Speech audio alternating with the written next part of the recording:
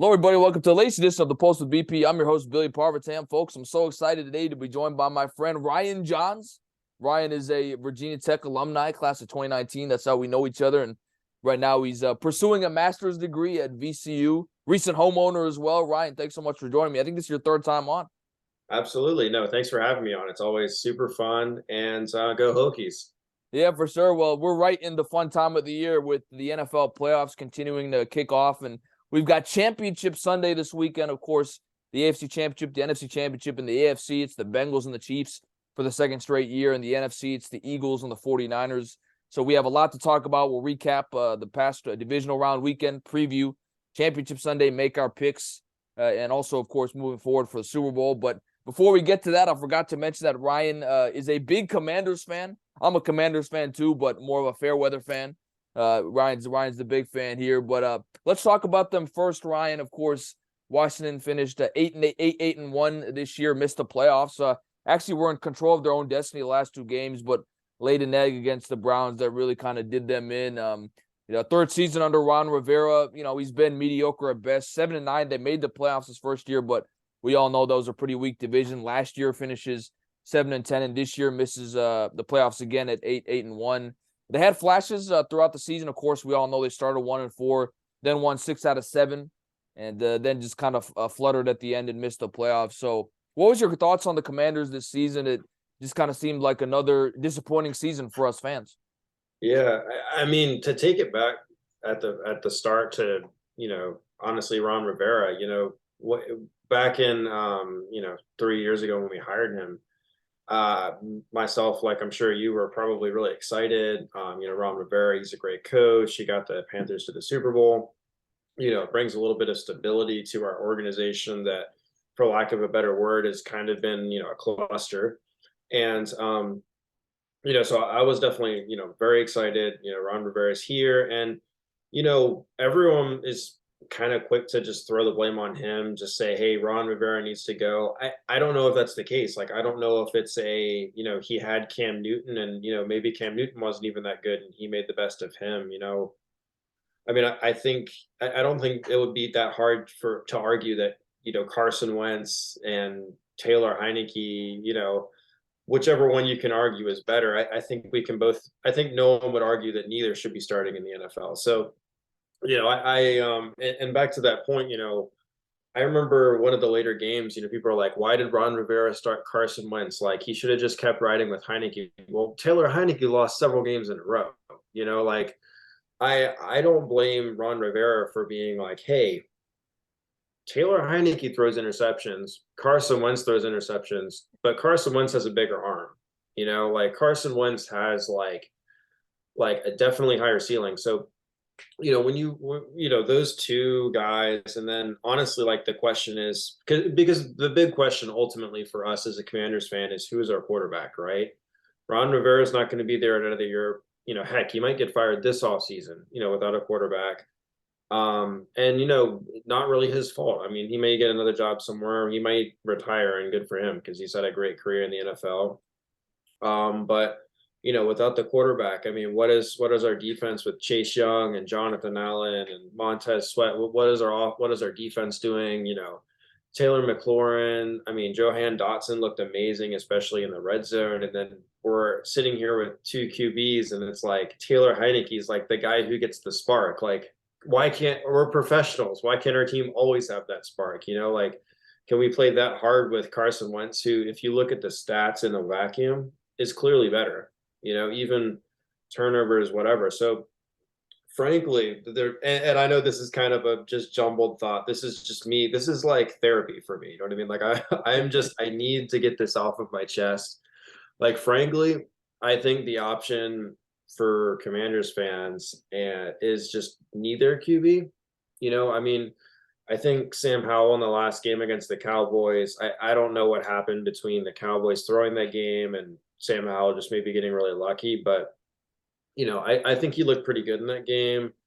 Enough for me to be like, I mean, maybe, right? Like, enough for me to feel as a fan that we could have something there. Like, he has highlights from college where he threw the ball like 70 yards in the air casually. So and a big arm is not always everything, but it definitely makes you feel better knowing that, like, hey, we have a guy who could be throwing the ball like Josh Allen, Um, disappointing weekend for them, but not to just keep talking. What are your kind of thoughts on the Commanders, Billy? Well, I guess the big question, because you kind of hit on a lot of topics that I was going to ask you about, like the Carson Wentz, Taylor Heineke fiasco. You had, whether or not Sam Howell is the guy. Do they give him a chance to start Week 1 next year? But I think kind of the big cloud surrounding the franchise right now is the ownership of the team. We all know for years Dan Snyder has been one of the worst owners in sports. Said he would never sell the team, but I guess had a change of mind recently, maybe because of all the investigations that the Commanders are going through, and has said he's willing to sell the team. So he's kind of started that process. There was a report out a few days ago that Jeff Bezos, the richest man in the world, Amazon founder, might be willing to sell the Washington Post to buy the Washington Commanders. So we'll see what happens with that. I guess, my question for you is, what are your thoughts on that whole situation, and how do you think that impacts the team going forward? Because I think in the case of Ron Rivera, I was having a friend explain this to me.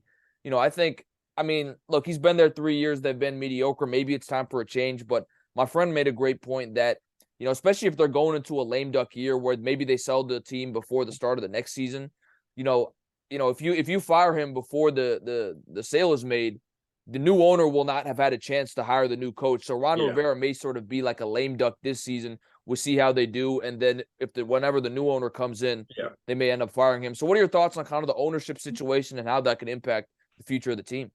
I mean, for starters, the ownership situation to me, I've kind of vowed that I'm not going to buy any, Commanders branded gear until Dan Snyder's out. I mean, maybe you'll see me with a bootleg jersey in a couple years, but I'm ashamedly rocking my Washington Commanders Chase Young jersey until something happens. But I think it's always complicated when there's a shadow of any ownership change, just in any business, honestly. And the NFL is at its core a business. So when you have all these, impending changes, it kind of changes everything, and maybe it's hard to say that, like, Montez Sweat has that in his head on, third down when it's 3rd and 10. And, like, obviously he's not thinking about that, but it has to make Ron Rivera a little bit nervous, and it has to make them change a little bit of everything. And in a league where the margins are so small, like, it's definitely, I mean, you've seen it happen in, like, Detroit. I mean, you've seen it happen in several different places, just any kind of time the ownership changes. A lot can really change, and a lot can really overshadow the team. But also, I think anytime that these big distractions are coming for teams, I think that, part of it is because they're not winning, and winning cures everything. So, maybe, and, not to, you know, minimize any of Dan Snyder's, past allegations and, terrible things he's done, but the Patriots owner is not too much better. I mean, there's no reports of him, you know, doing. I mean, there's definitely worse reports for Dan Snyder, but Robert Kraft is definitely no saint, and you don't see anyone coming for his job because the Patriots won several Super Bowls. So, I mean, in an ideal world, I'd love to see anyone else, like anyone, maybe Kim Jong Un. I mean, I'm not saying he's better, but no, I'm just kidding. Cut that. But no, I mean, I think it would take Jeff Bezos would be fun. I think a lot of people would be a welcome change in the organization, or anything like that. I do think that could be good as far as Ron Rivera, even if not for a lame duck, to just provide some stability to the organization, because and I think that's kind of what it was before when they were getting rid of Bruce Allen, and just kind of like having this guy who kind of knows the NFL to just kind of bring a little bit of stability. And for to his point, like Ron Rivera really did, he really carved a lot out of not a lot. And to his credit, our defense looks pretty good, and also to Jack Del Rio. And I mean, last year we didn't look amazing. I think our defense looked a lot better this year. And then, it ultimately kind of just falls down to like what happened at quarterback, and we just couldn't back that up. So, and I know you also mentioned, like, in that brief, interlude, that what is Sam Howell the future? Like what's going on with QBs? That's always the question. Like, if you don't have a QB, you're always looking for a QB. And one team that you probably didn't mean to touch on, but the Chicago Bears are in a very interesting situation this year, with Justin Fields in hand and the first pick in hand with a great QB class. So, where do they decide to go? I mean, definitely fun for fans to fantasize about, do we want Justin Fields, the, quotation, sure thing? Can we win a Super Bowl, Justin Fields? Do they trade him for several picks? I mean, I'm not saying that he's going to end up on the Commanders, but I don't think it's less. I think there's a 30% chance Justin Fields is on another team next year, and that would be electrifying. And then, I mean, you have all these other QBs, Aaron Rodgers, who's, a lot of reports are coming out recently about him being dissatisfied, fairly so, with the, I guess not culture around the team, but let's just say their dedication to winning, and just, their thoughts around rebuilding or not. So, there's definitely thoughts about him leaving. And, I've seen a lot of things about, I mean, maybe the Jets. The Jets are kind of the team that everyone's linking a QB to. Does Justin Fields go there? Does Aaron Rodgers go there? I mean, Tom Brady, everyone's just kind of sketching in their name in the New York City. But I mean, I'd like to see a couple of those guys' names at least attached to the Commanders. I don't know that I don't know that I want to give up 2 first-round picks for Aaron Rodgers, because last year, 2 years ago, I was like, I think we're a QB away. Now I'm like, I don't know. I don't know. So, I would like to see what Sam Howell has, through at least giving him a shot to start, or even giving him some starts. But, I also am not sitting here trying to like kid myself into thinking that he's the next guy. I think he looked good. He had potential, but I think that we also should definitely draft another guy, because, Jalen Hurts, and this might be a good segue into this weekend's NFL. Jalen Hurts, second round draft pick, he sat for a year behind Carson Wentz, and now he's playing. And, to his credit, very well. Like I was definitely one of those people saying, hey, it's not Jalen Hurts, it's the offense. It's AJ Brown. Anybody could throw to him. And then Minshew comes in there and looks terrible. So, credit to Jalen Hurts. He's looked really good. So, you really can find value anywhere in the draft if you know what you're doing and you know the system you're in. So, maybe we can get a guy like Brian Dable, who takes all of our really bad players and kind of changes around. But for now, I'm kind of perpetually in the, well, who's my AFC team? That is true. So really quickly, before we do move on to recapping the divisional round weekend, do you think the Commanders, as presently constructed, make the playoffs next year? I mean, again, with all their chaos, they were only 1 or 2 games out of making the playoffs. Assuming Sam Howell is the starting quarterback, do you think with the team that the roster this team has right now could make the playoffs? Because again, even in your own division, you'd be dealing with the Eagles, Giants, and Cowboys, 3 teams who made the playoffs this year. Yeah, I think it's tough to say. And Giants fans are going to hate me, but I don't think the Giants make the playoffs next year. I think they looked good. I think they got lucky and won a lot of easy games last year. And, credit to them, because all games in the NFL are not easy. But, I think it's going to be a lot tougher for them next year. And, I'm not saying they finish 3 and, 14 or however many games there are in the NFL now. But, I think they struggle. But, I think it's tough to give us more wins than we have now. I certainly know that we could have won more, but there were also games in there like beating the Eagles. I don't know that we should have done that, so I say we probably end up the same. And I think if we're settling for Sam Howell, that we might be worse, frankly. But I do like the way our roster is constructed. And if we could get someone like Aaron Rodgers without giving up someone, I don't know, we might be a playoff team.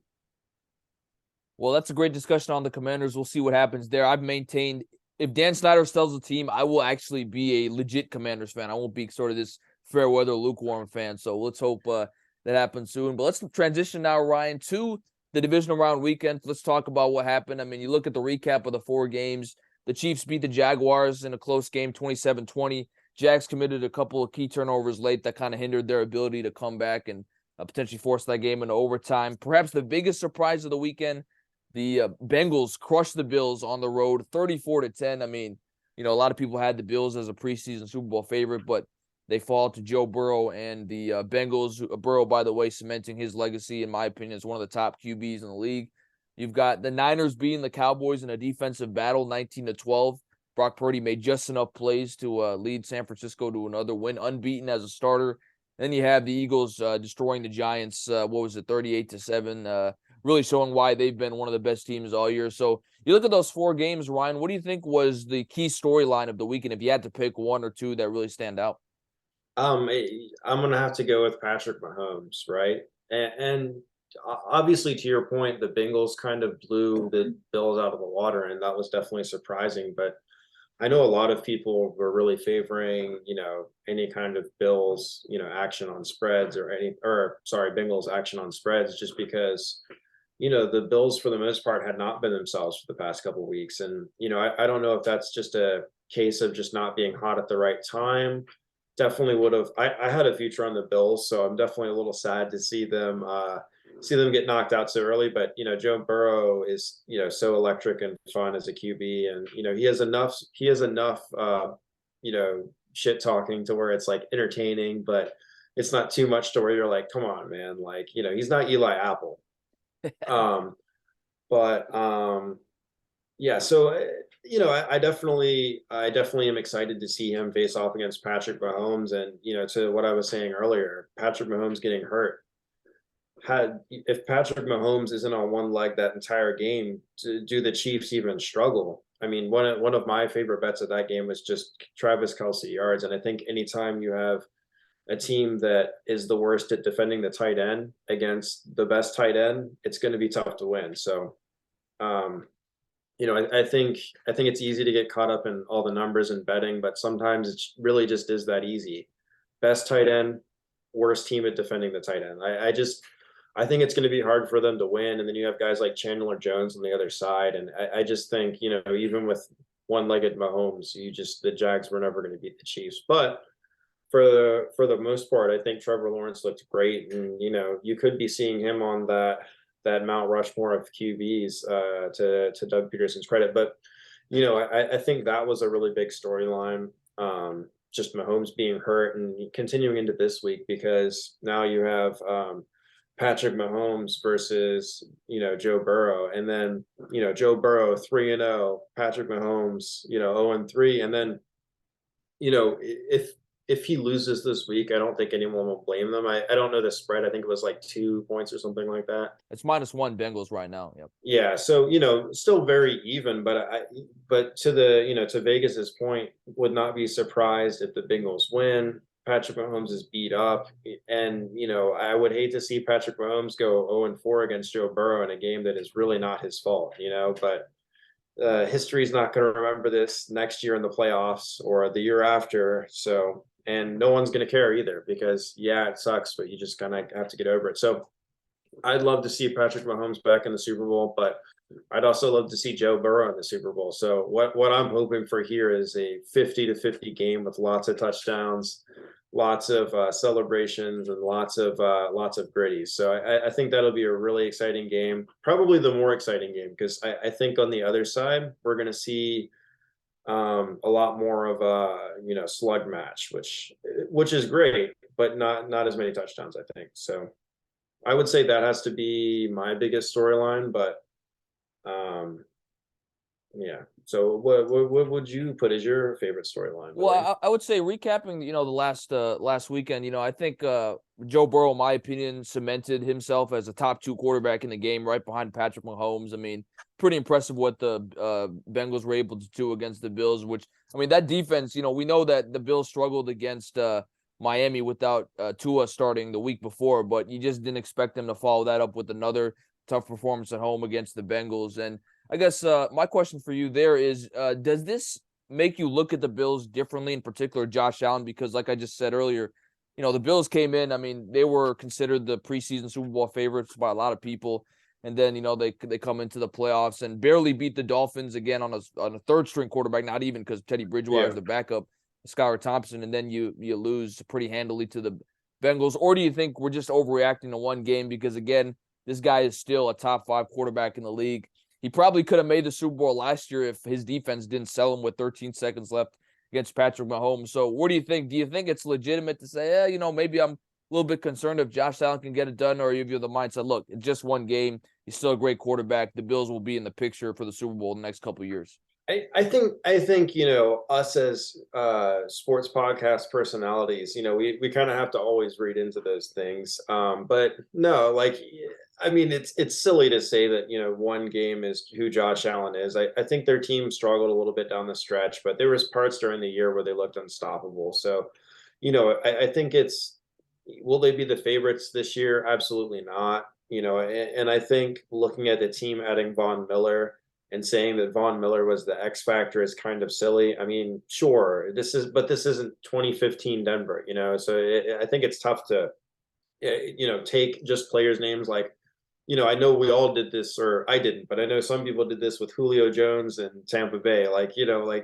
didn't even play because he was on a hamstring the whole game. So, it's easy to take big names and kind of take them on the players. But I really think that Josh Allen just didn't have enough help. I will say to my deathbed that last year, if Josh Allen was playing defense, they would have won that game. And that's sad. Like, I do not believe Josh Allen would have lost playing defense with 13 seconds left.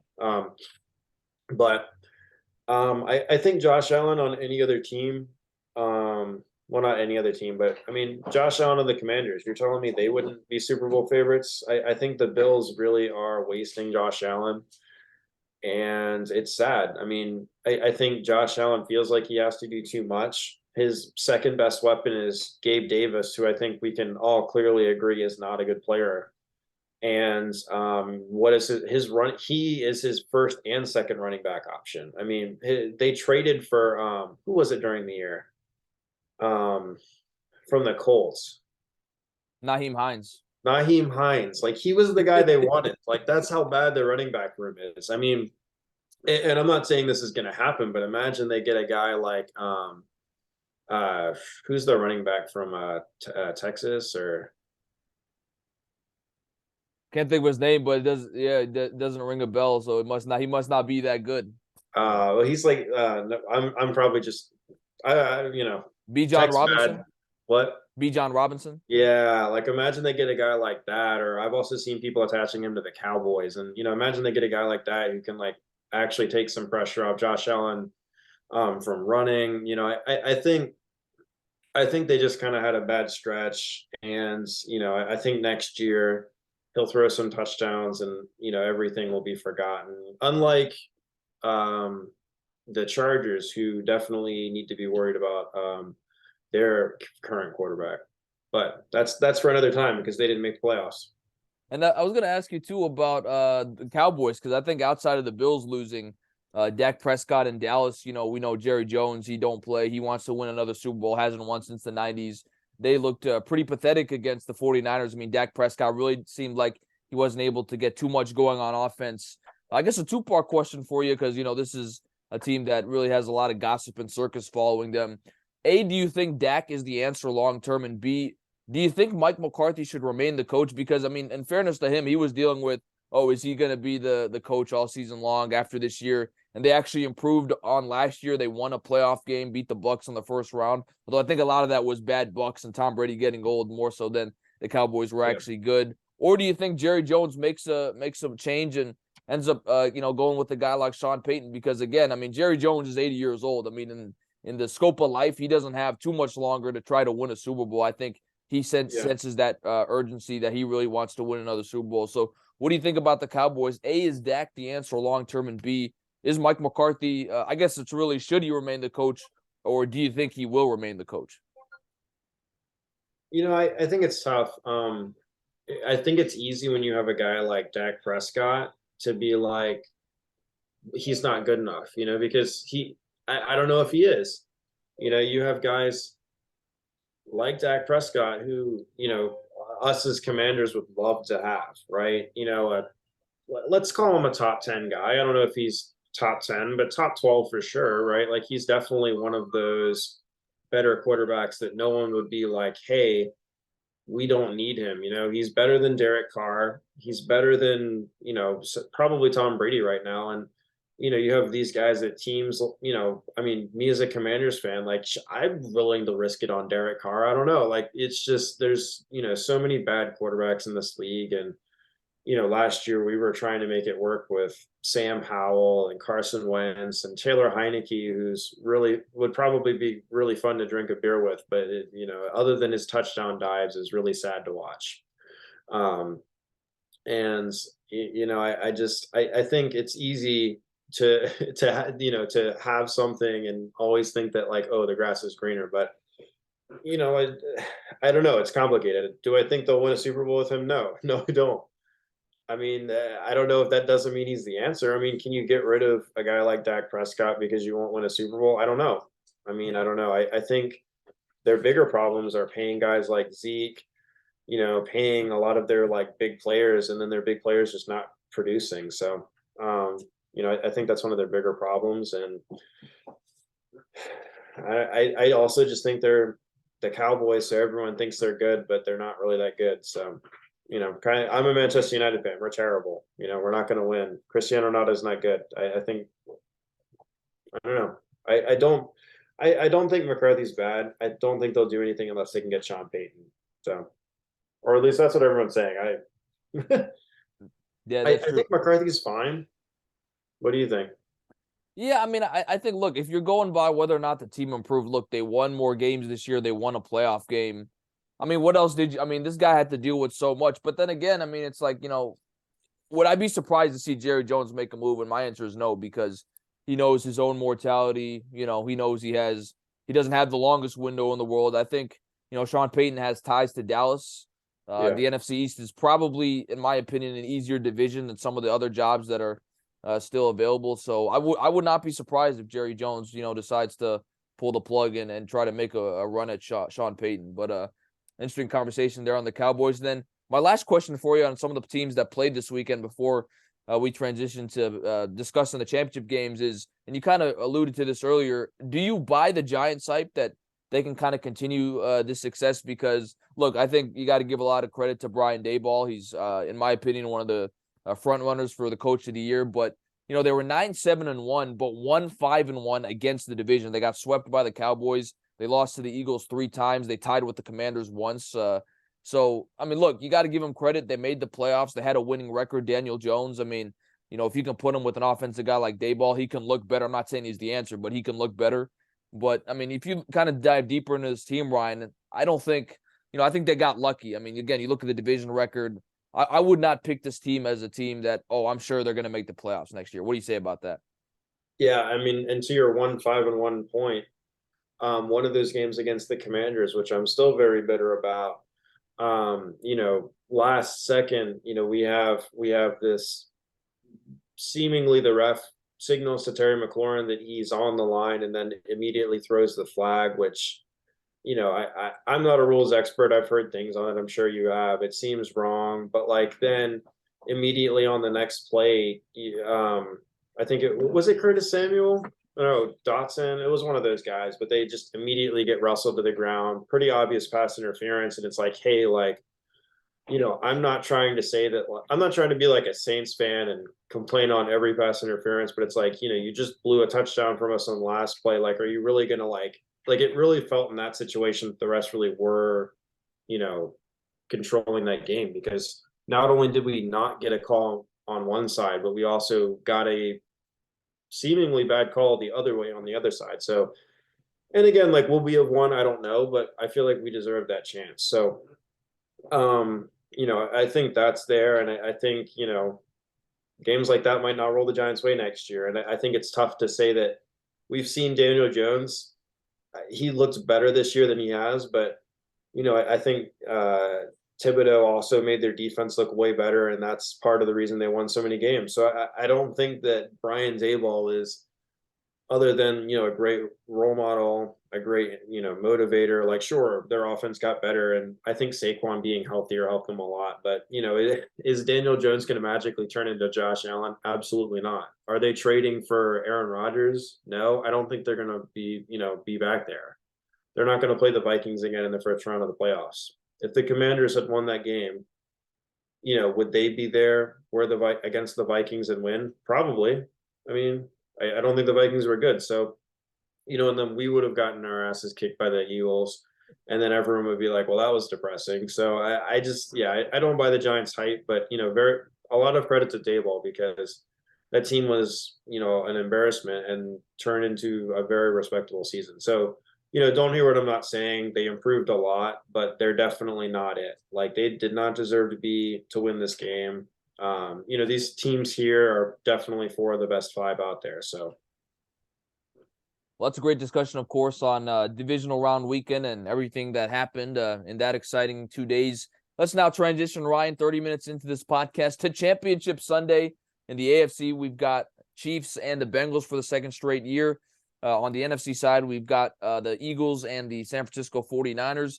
Let's go first to the Chiefs-Bengals. First of all, the line right now, I mentioned it earlier, is -1 Cincinnati, according to Bovada. Like I talked about, second straight AFC title game between these two teams. Burrow was 3-0 against Mahomes, including a 31-27 overtime win in Kansas City last year in the AFC Championship game. Of course, you talk about all the weapons. Travis Kelce for the Chiefs, best tight end in the game. The Bengals, I mean, you got all their receivers. Jamar Chase, he's a top 5 receiver. You got T. Higgins, Tyler Boyd, Hayden Hurst, Joe Mixon in the backfield, Samaje Perine, Isaiah Pacheco for the Chiefs has really emerged as a nice running back, complimentary for Mahomes. Of course, the Chiefs offense really didn't miss much, even though they let go of Tyreek Hill in the offseason, came back with the best offense in the league. Patrick Mahomes, probably the front runner for the MVP, given that Jalen Hurts missed a few games at the end of the year. But what are your thoughts on this game, Ryan? I mean, so much at stake for both these teams. I guess the question I wanted to ask you, too, is how much pressure do you think is on Patrick Mahomes? I mean, you think about it, he won the Super Bowl a couple of years ago, then comes back the next year, gets destroyed by the Bucs and Tom Brady. Then last year, loses to Joe Burrow at home in overtime in the AFC title game. If he loses this game, it would be, of course, the second straight loss in the AFC title game, but also 0-4 against Joe Burrow. A lot of people have said, Patrick Mahomes, he's on track to become the next GOAT, maybe even surpass Tom Brady. How much pressure basically is what I'm asking on Patrick Mahomes what does it say about him if he loses this game, or are we just kind of overreacting a little bit? I mean, can I go in the middle? I think like there's obviously always pressure anytime you're one of those, pinnacle players that the whole league is on to go win. I mean, Messi at the World Cup, like there was obviously pressure. Ronaldo at the World Cup, like, um, at the end of the day, it's a team sport, and I don't think you can say that it's Patrick Mahomes' fault if they lose this weekend. I mean, one, he has a high ankle sprain. Two, they lost Tyreek Hill this year. I mean, their team. I don't think anyone even really expected them to be as good as they were this year. Everyone was kind of picking every other team in the division to win, and the Chiefs were like, "Hey, we're still here." So I don't think that if the Chiefs lose this year, you can say, nope, Tom Brady. Yeah, I've heard things like, not Tom Brady, sorry, but that Patrick Mahomes was the next Peyton Manning, right? And it's like, I just, he's already won one. So it's tough I think that's like the big one that you get off your back. You win one. I mean, it's tough, right? Like Aaron Rodgers, he's won, one Super Bowl? I mean, it's tough to win Super Bowls on football when it's a team sport. So, I think if anything, the pressure is more on Andy Reid. But again, to me, this year just kind of feels like a retool for the Chiefs, and I think it's tough to say that even a loss here is a loss for the Chiefs season because not only one team wins the Super Bowl. So, I mean, would it be better to lose now? Would it be better to lose next week? I don't know. So, but sure. I mean, I think if they lose this year, to my other side, if they lose this year, then the pressure is on, right? Like, I don't think that if he loses this year, everyone needs to go out into the streets and start demanding wins. But the playoffs next year, he gets into the divisional round and people are like, hey, Patrick, what have you done for me lately? Like, sure, you're a great player, but where is the Super Bowl? Like, you won one really long ago. Was that Tyreek? I don't know. The Miami Dolphins look pretty good.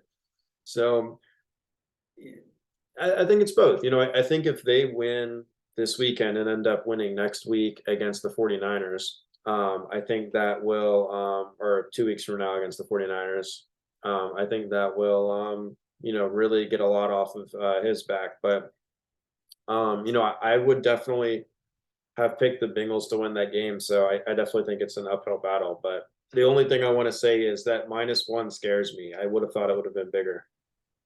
And I wanted to go to the other side, talk about Joe Burrow. How much pressure do you think is on Burrow? And I say there is pressure from this standpoint. Look, he made a quote recently about my whole window. My whole career is our window for the Super Bowl. But if you think about it, let's just say he loses this week, or maybe he wins and goes to the Super Bowl and loses again. Look, I mean, you just talked about how hard it is to win Super Bowls. A great quarterback like Pat Mahomes has only won one ring. You look at how stacked the AFC is. I mean, Lamar Jackson, we think he's going to come back healthy next year. You've got Justin Herbert. You've got, of course, Mahomes you're dealing with. You've got Josh Allen.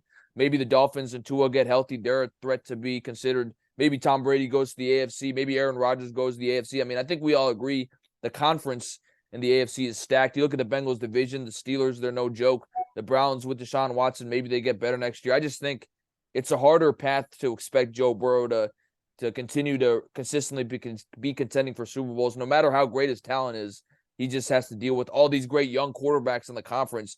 I just think it's not guaranteed that he'll continue to get back to the spot in AFC Championship games and Super Bowls. So I think, look, it's kind of on him to maybe win one early in his career so that it gives him some cover for the time being, because he's going to be in a conference and a league with so many great young quarterbacks. I mean, honestly, I agree. And I think if anything, there's more pressure on Joe Burrow because, right now it's fun. I'm him. Like it's fun, like rooting for him. But, if he loses to a hobbled Patrick Mahomes and, old Travis Kelsey and I mean, Mecole Hardman, I mean, are we really going to say that he's him? I mean, can we? Like, sure, I want Joe Burrow to win a Super Bowl and smoke a cigar in the locker room. But if they lose to the Chiefs this weekend, right? If they don't even get to the Super Bowl, like I think the pressure really goes up for Joe Burrow because then the question is, can they win the big game? Are they the best team? Did they get lucky? And I don't know. So, I think there's always pressure when it comes to sports, but I definitely think when you like to talk, it always gets hotter. So what's your pick for the weekend? I mean, you talked about it, Chiefs, Bengals. Like we talked about, the Bengals are -1. Who do you think wins this game and advances to the Super Bowl? Yeah,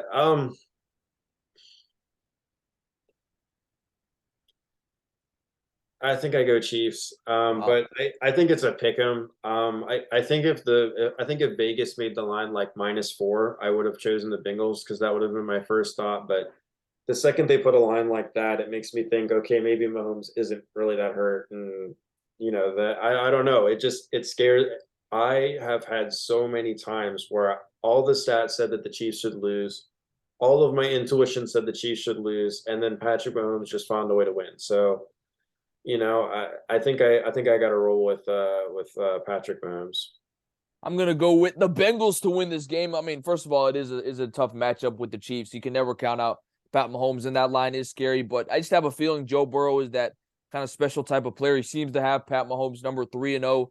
Mahomes is banged up. I mean, we saw Tony Romo in last week's broadcast saying he had to deal with a high ankle sprain, and he was not 100% the following week. So I have to think a less than 100% Pat Mahomes is going to be a tough sell for the Chiefs to try to win the game. And I mean, really, outside of Travis Kelsey, is there really a lot of proven targets on the team? I mean, I feel like a lot of that has been Mahomes making the plays, making these guys look good, as opposed to they've established themselves as, a really good wide receiver, a really good running back. So I think this is the type of game where losing a guy like Tyreek Hill is probably going to hurt you. So I will pick the Bengals to upset the Chiefs. So really, I mean, if you're going by the line, beat the Chiefs for the second It's a straight pick year. 'em. I'll say the cover. Yeah, it's a pick 'em game. So a coin flip game. So there you go. We disagree on that game. Ryan is going with the Chiefs.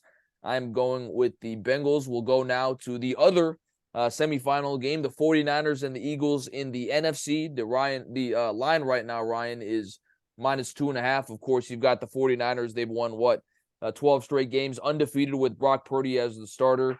Kyle Shanahan is showing why he's one of the best coaches in the game. He had to deal with 3 different quarterbacks this year. The first 2, Trey Lance, Jimmy G, out for the season. He puts in Mr. Irrelevant, last pick in the draft, Brock Purdy. And, the Niners are back in the NFC Championship game for the second straight year, third time in 4 years. On the other side, the Eagles, I mean, they've been one of the best teams in football all year. I just mentioned it. Jalen Hurts probably is the front runner for the MVP if he doesn't get hurt. AJ Brown gets traded from the Titans to the Eagles. He's had a resurgence in his career. I think it shows you with the upgrade Jalen Hurts is from Ryan Tannehill. Of course, you've got so many great position players on each side. The Niners got George Kittle, Debo Samuel, CMC. That was a big trade early in the season. The Eagles got Devontae Smith and Dallas Goedert and Miles Sanders. So a lot of great offensive players on both sides for this game. I think a lot of people are looking forward to Chiefs Bengals, but I think this is just as good of a semifinal game as well. What are your thoughts on this game? I mean, to me, it kind of comes down to the two quarterbacks, and I'll start with Brock Purdy. Are you a believer, Ryan? Do you think this guy can lead San Francisco to a Super Bowl victory? Oh, and I'm glad you asked that question because that was immediately where I was going because I think everyone, including yourself, so I'm not trying to bury you for this, but everyone is like, 49ers undefeated, Mr. Irrelevant, Mr. Incredible. Is he? I don't know. He's not going to start next year, even if they don't start anybody. So I don't believe in Brock Purdy, but I'll tell you what I do believe in. So 49ers 12-0, right? We want to say they've played some bad teams. They haven't lost in 12 games. I don't want to hear it. The big catalyst that started this winning train, it wasn't Brock Purdy. It was the trade for Christian McCaffrey. Since they've traded for Christian McCaffrey, I think they've won 11 straight games. So, we can say they haven't lost with Brock Purdy, which is correct, but Christian McCaffrey played with multiple quarterbacks, and I think he's really the catalyst here. They were 3-4 before Christian McCaffrey got there, and he took them like a train straight to the playoffs. So I think and back to your player playoff tier rankings, I think even with all the quarterbacks, I think it's tough not to put Christian McCaffrey on that list. Wow. Because I think Christian McCaffrey really is that guy. He's that good of a player. And, if he was that good as a quarterback, we would all be talking about him and not, Joe Burrow, Patrick Mahomes, whatever, because Christian McCaffrey really is a great player. And he's the reason that this team is here, not Brock Purdy. And on the other side, what do you think about Jalen Hurts? I mean, I kind of find it funny, Ryan, that Jalen Hurts basically did the same thing that Joe Burrow did. I mean, in his second year, he was hurt his first year. His second year took the Eagles to the NFC Championship game. He's one win away from the Super Bowl. Joe Burrow took the Bengals to the Super Bowl last year, almost won that game. I mean, I kind of feel like Jalen Hurts is a little bit under the radar going into this weekend, where a lot of this praise is going on Joe Burrow. Patrick Mahomes is going to get a lot of the attention. Brock Purdy, with the great story he's getting a lot of attention. But I kind of feel like for a guy who's a top 2, top 3 MVP candidate, he's kind of under the radar. What do you think about Jalen Hurts' season? Yeah, I mean, it's tough for me to root for anyone in a green jersey, but I think sure. I think anytime you have a quarterback that likes to scramble, I think people just kind of naturally. I don't want to say undervalue them, but no one's over here saying Lamar's a top 5 quarterback in the league. Is he? Maybe. I don't know. I think he makes his team a lot better. I think he's basically irreplaceable for the Ravens, but people aren't talking about him the same as they're talking about Joe Burrow and Patrick Mahomes. So, I think anytime that kind of happens, you kind of definitely see the players devalue and, for what it is, also Joe Burrow is definitely a lot more charismatic than Jalen Hurts. So, I think the NFL is a sucker for someone they can advertise, and Patrick Mahomes, Joe Burrow, Tom Brady, those guys that they just find easier to advertise than Jalen Hurts. And not to say that they don't advertise him, but I think that's part of the reason why. And then for whatever reason, people love the big arms and the crazy throws and the off-platform throws. And I think Jalen Hurts is more of like I don't want to say game manager because that sounds disrespectful, but I think he is really good at,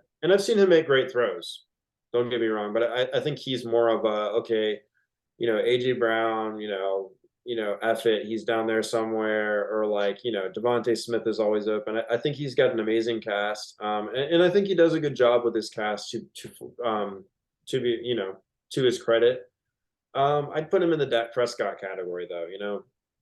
I think the MVP award is kind of the new best QB kind of award, and I don't think it's really accurate. I mean, otherwise, you'd have Tom Brady winning a bunch. You'd have, I mean, same with the, basketball MVP. I mean, I think people just get tired of voting for the same guys, and and I get it. It's more fun to give Joe Burrow an MVP than to give Patrick Mahomes another MVP. But I think Jalen Hurts is in that next tier, and I think people see the fantasy stats and they're like, "Oh, he's that good," and it's like, I mean, he's good. He's good. He's just not that good. I think AJ Brown is that good. And I think Ryan too. I was talking about Joe Burrow having a lot of pressure to win this weekend. I would say outside of Joe Burrow, the guy with the most pressure to win is Kyle Shanahan. I mean, I just mentioned it earlier. In my opinion, he's a top 5 coach in the game. He's probably the best coach in the game without a Super Bowl ring. You see his track record with the Niners. They made the Super Bowl a few years ago with Jimmy G. Probably should have won that Super Bowl. I mean, the Chiefs had to come back down, whatever it was, 10 in the fourth quarter to win that game last year.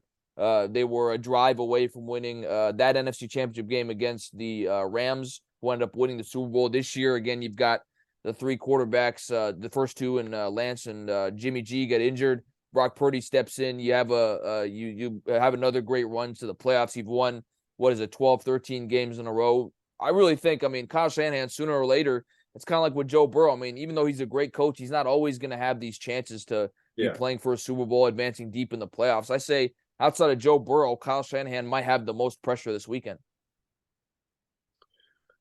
Sure. Yeah. I mean, I think Joe Burrow is definitely the most. I think players should always have more pressure because, outside of, the, who was the coach of the Rams McVay. against the Patriot? Yeah. Other than that game where, Jared Goff basically just got shut down because he got outcoached. Like he really just got outcoached that hard where the Patriots could win a slug match against one of the best offenses in the league, So I think other than a game like that, I think the pressure really is on the players. The coaches get them there and absolutely deserve credit. But, I think, when you're a professional coach, I don't think that, you really celebrate calls unless you're Doug Peterson and you make crazy calls. But, those go just as wrong as they do right. Like, for instance, in the Cowboys game where Zeke decided to snap the ball, if they had scored a touchdown off of that play, that would have gotten a statue. Instead, we're making fun of it. So,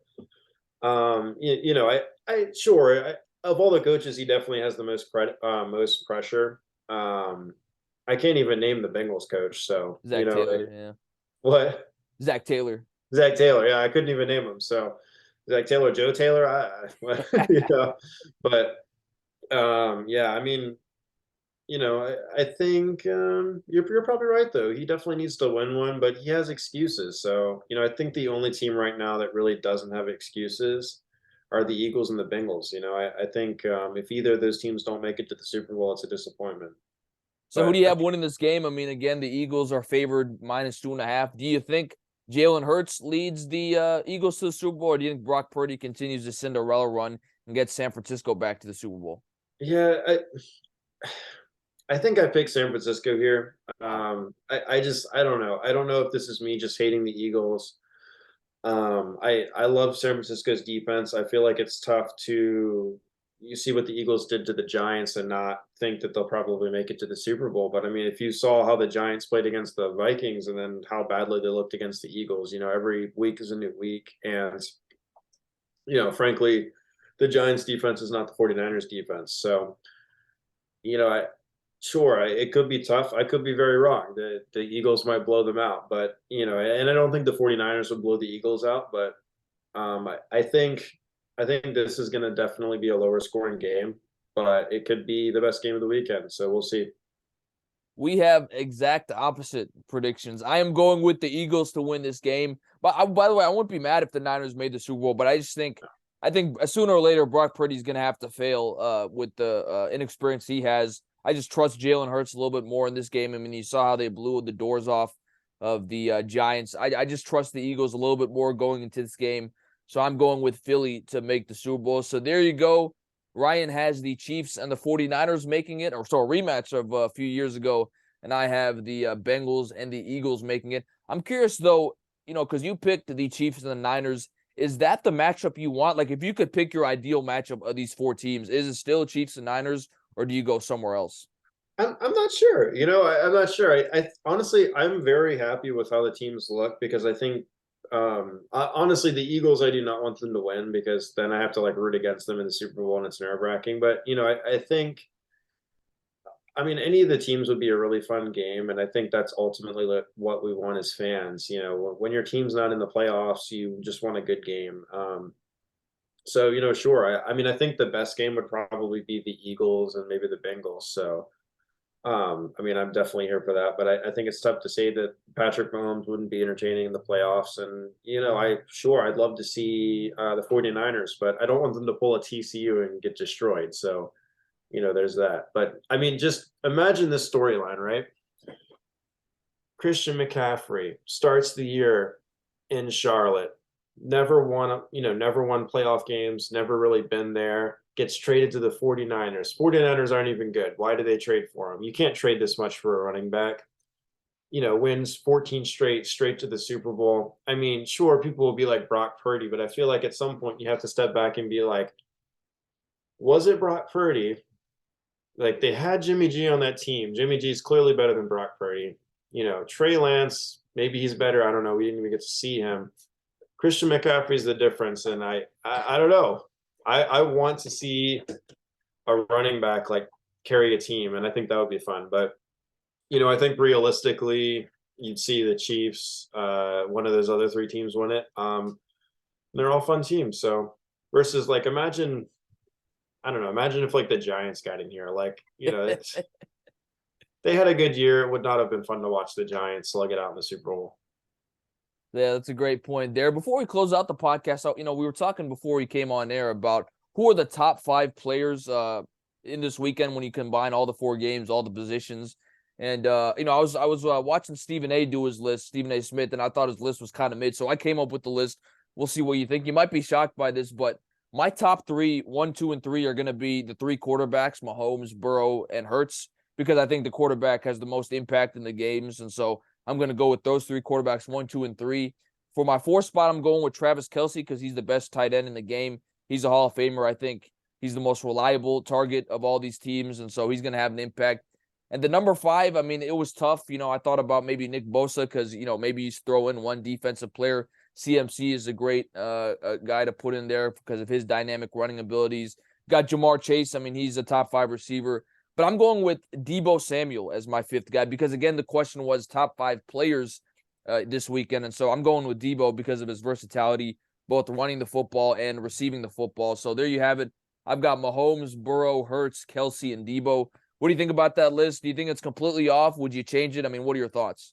I mean, I think you could always argue players, and I think the big argument will always come with the QBs, right? Like, how valuable is a QB? Are they the best player? I think that's the big argument there.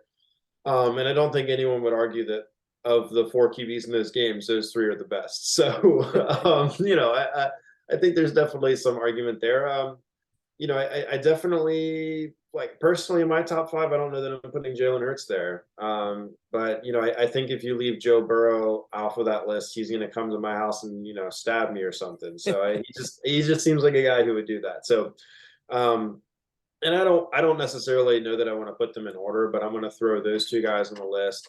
I need to have Christian McCaffrey because, like I said, I think he's the best player on the 49ers. But to your point, the reason the 49ers have been so tough to beat is because they have Deebo Samuel, they have Christian McCaffrey, they have George Kittle, or Greg Kittle, or whatever his name is, and when you're matching up like defense, you can't double all those guys. You have to figure something out. With Travis Kelce, sure you can double him, and sure he breaks those double teams, but if you try to double Deebo and Christian McCaffrey and Greg Kittle, like you're just I mean, then you have really easy pitch downs. You just so that's part of the reason why they're so good. But I go with Christian McCaffrey. I think he's the best player in that team. I'm actually putting Chandler Jones, defensive edge for the Chiefs. I think he is basically their entire defense, and I think he's like seriously the reason that they're even respectable in defense. And then I'm gonna have to put Jamar Chase on there. I think he is a difference maker. I think no shade to AJ Brown because he's great, but I mean, Jamar Chase might be the best receiver in the league right now. You look at Justin Jefferson, what he did this year, phenomenal season. But Jamar Chase had other guys in his team. He didn't have to put up 1,800 yards this year, so he didn't have to, score as many points as they did because they were always down. So, I'm gonna have to put Jamar Chase. Was that 5? I think that was 5. Yep.